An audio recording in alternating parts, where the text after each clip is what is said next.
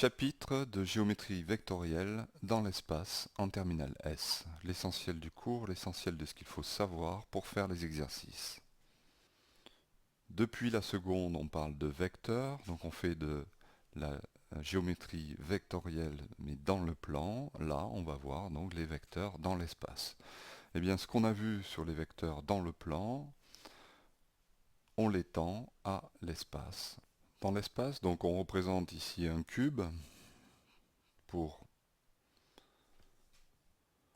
rendre compte du volume, et ici le vecteur U et son représentant, le vecteur AB. Définition: à tout couple de points A et B de l'espace, on associe le vecteur AB. Si A est différent de B, le vecteur AB a pour direction la direction de la droite, sens celui de A vers B, et la longueur, la distance AB, que l'on appelle aussi norme du vecteur AB. Si A maintenant est égal à B, alors le vecteur AB est égal au vecteur AA ou BB, qui est égal au vecteur nul. Voilà pour les définitions du vecteur. Vous voyez que c'est similaire au plan, au vecteur du plan. On parle de vecteurs égaux lorsque ces vecteurs sont non nuls et qu'ils ont même direction, même sens et même longueur. Ici, le vecteur AB et le vecteur CD sont égaux. Ce sont donc deux représentants du même vecteur. Propriété: le vecteur AB est égal au vecteur CD équivaut à dire que le quadrilatère ABDC est un parallélogramme. Donc attention au sens.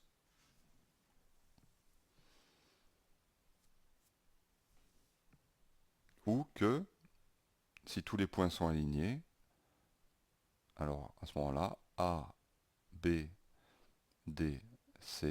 est un parallélogramme mais aplati cette fois-ci.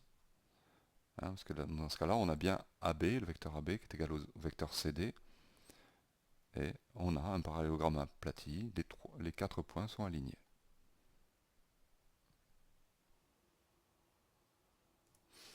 Les vecteurs AB et CD sont deux représentants du vecteur U, donc vecteur U est égal à vecteur AB qui est égal à vecteur CD.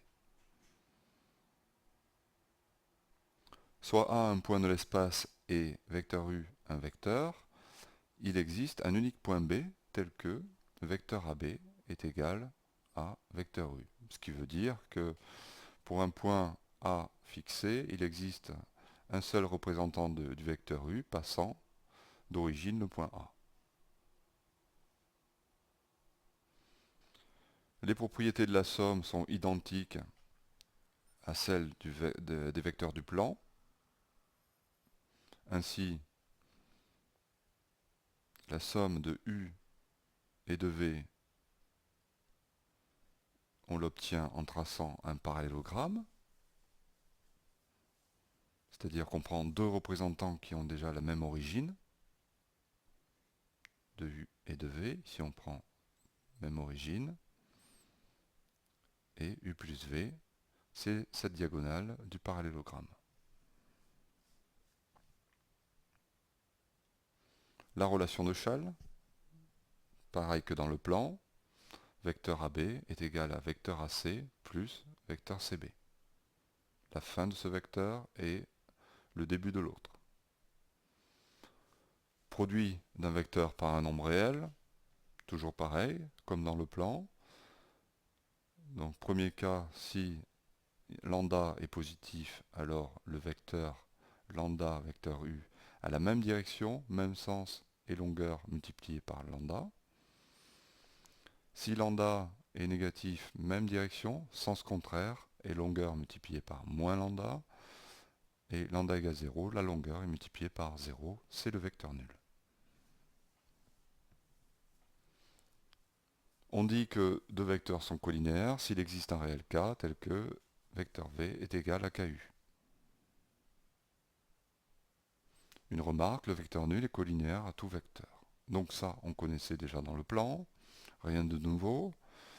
U et V, vecteur U et vecteur V sont collinéaires, équivaut à vecteur U et vecteur V ont la même direction, ou sont portés par la même droite, ou sont portés plutôt par des droites parallèles, plus exactement. Des propriétés, les droites AB et CD sont parallèles, signifie donc qu'elles ont la même direction, donc les vecteurs AB et vecteurs CD sont collinéaires. Et encore, donc une autre propriété qu'on connaissait dans le plan, A, B, C, trois points distincts sont alignés, équivaut à vecteur AB et vecteur AC collinéaires.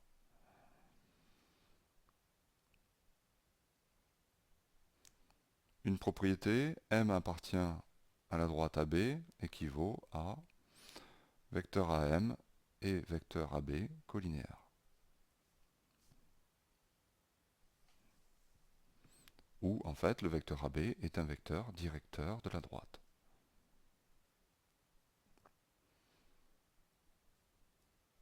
Vecteurs non collinéaires dans le plan. Ici U et V sont deux vecteurs non collinéaires.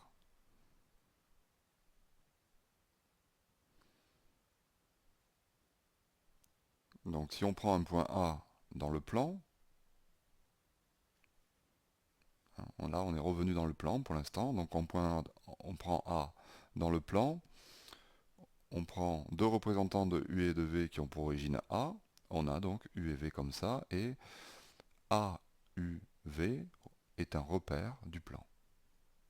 Dans l'espace, on prend deux vecteurs non collinéaires, U et V par exemple, et un point A, on prend deux représentants de U et de V qui ont pour origine A, donc je m'aide en traçant un autre cube ici, et en fait, qu'est-ce qu'on a? On a ACB, ici la représentation d'un plan. Et justement, si je retrace, je considère que le plan ACB ou ABC,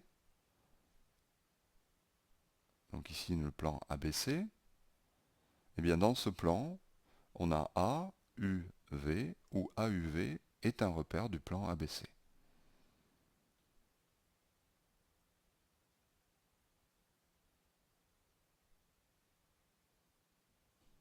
Considérons un plan ABC, ici, puisqu'on a trois points A, B et C, donc c'est le plan qui passe par ces trois points.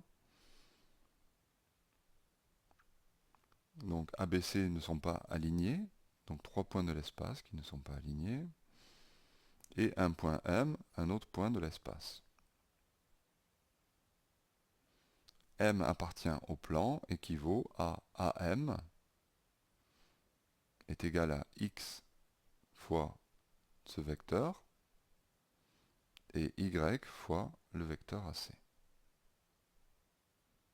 Où X et Y sont deux nombres réels quelconques.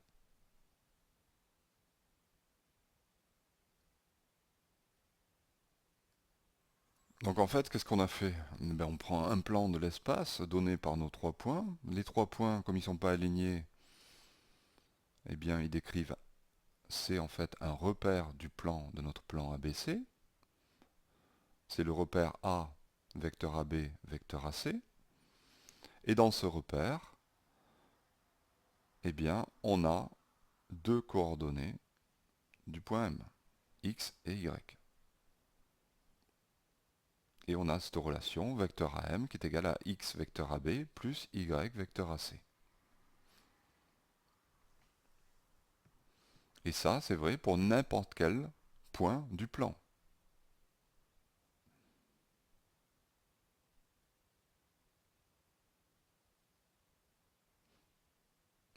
AB et AC, on peut dire que ce sont deux vecteurs directeurs du plan ABC. Et ils forment un repère du plan. Qu'est-ce qu'on appelle vecteur coplanaire? Donc ce sont déjà trois vecteurs, puisque deux vecteurs sont forcément coplanaires. Eh bien, trois vecteurs, si leurs représentants issus d'un même point sont contenus dans un même plan.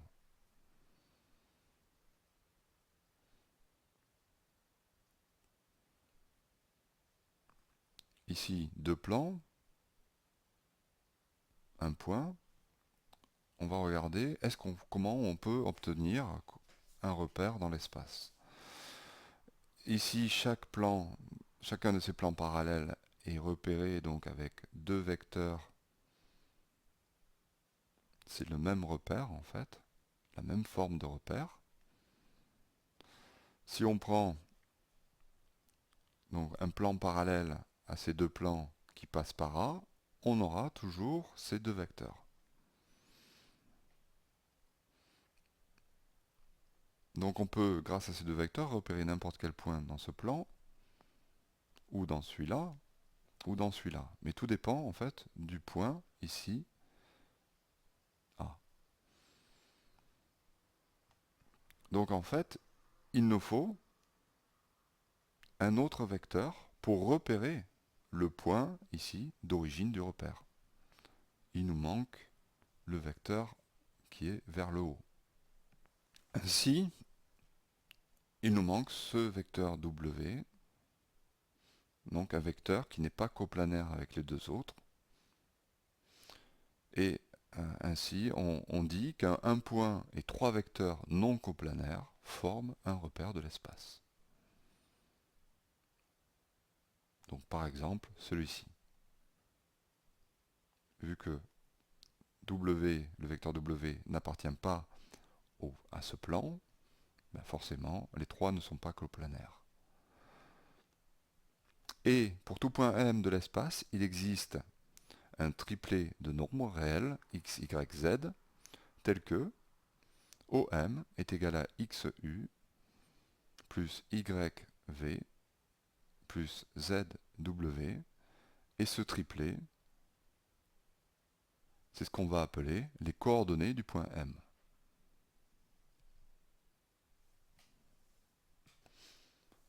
Pour avoir Z, par exemple, on va prendre un plan parallèle à ce plan-là qui passe par M, et on va avoir, il coupe cet axe en Z, en fait. Voilà la valeur de Z. Et si on prend le projeté ici de M selon cet axe, on va voir ici un point du plan qu'il ne nous reste plus qu'à repérer dans ce repère du plan. Donc on aura un X et un Y comme ça. Et du coup, pour tout vecteur t, il existe un unique triplet x, y, z réel, tel que vecteur t est égal x, u plus y fois vecteur v plus z fois vecteur w. Ce qui signifie qu'on peut décomposer n'importe quel vecteur en une somme de vecteurs où on a trois vecteurs non coplanaires.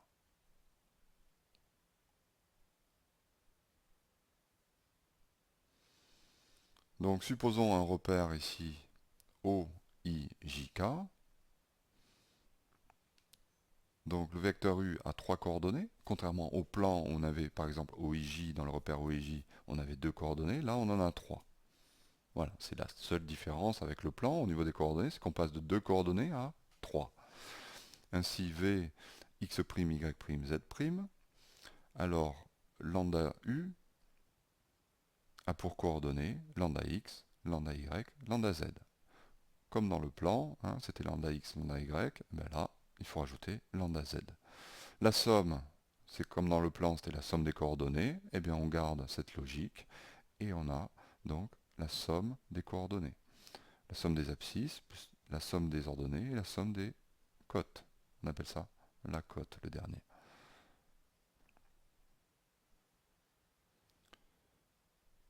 Le vecteur AB, il a pour coordonnées la différence des coordonnées, comme dans le plan. Le milieu, la moyenne des coordonnées, comme dans le plan. La norme du vecteur U, c'est la racine carrée des, euh, des coordonnées au carré, de la somme des coordonnées au carré, comme dans le plan, et comme dans le plan, donc la distance AB, c'est de la même forme.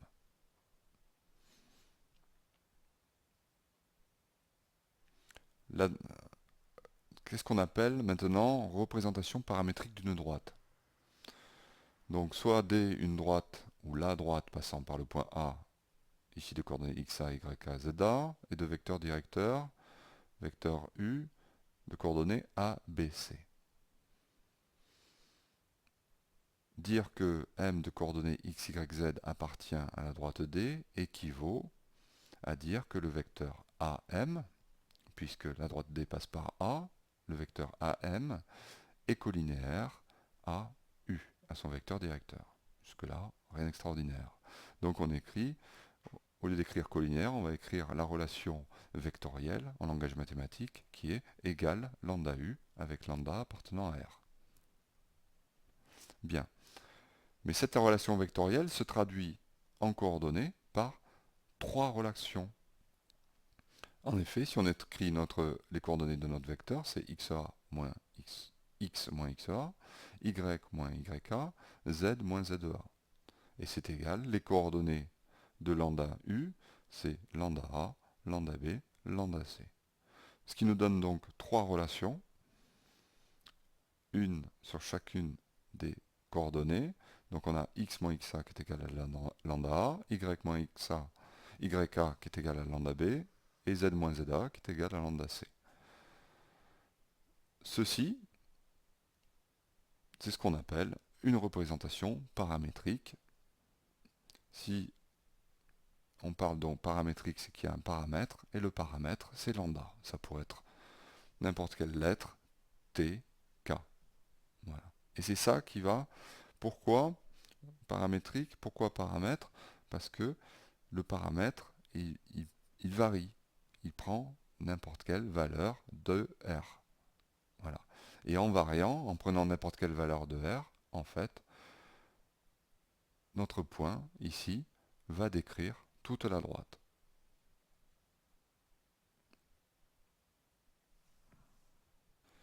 Donc voilà une représentation paramétrique d'une droite. On identifie en fait ici, ce sera x moins quelque chose, y moins quelque chose, z moins quelque chose. Mais le quelque chose ici, en fait, ce sont les coordonnées du point A. Notre paramètre, et qu'on retrouve à chaque fois, t fois, t fois, t fois, t fois quoi? Les coordonnées du vecteur directeur de la droite. Ainsi, observons ces exemples. Ici, on a quoi? On a t carré, le paramètre est au carré, ça ne peut pas exister, c'est fortement t fois quelque chose, donc ce n'est pas une représentation paramétrique. Ce n'est pas non plus une représentation paramétrique, parce qu'ici on a yz, et alors que ça doit être z moins quelque chose. En revanche, on a bien une représentation paramétrique, donc on a bien x, y, z, moins 2, moins 5 et moins 0. Donc les coordonnées de A, c'est 2, moins 5, 0. Et t fois quelque chose à chaque fois, donc t fois 2, t fois 1, et t fois moins 1. Donc les coordonnées du vecteur directeur, c'est 2, 1, moins 1. Voilà ce qu'il fallait savoir pour faire les exercices de géométrie vectorielle dans l'espace en terminale S. Donc vous voyez, rien d'extraordinaire. Il suffit de s'appuyer sur vos connaissances sur les vecteurs dans le plan, vu en seconde et première. Voilà. Rendez-vous maintenant à la partie exercice, rédaction et méthode dans la deuxième vidéo.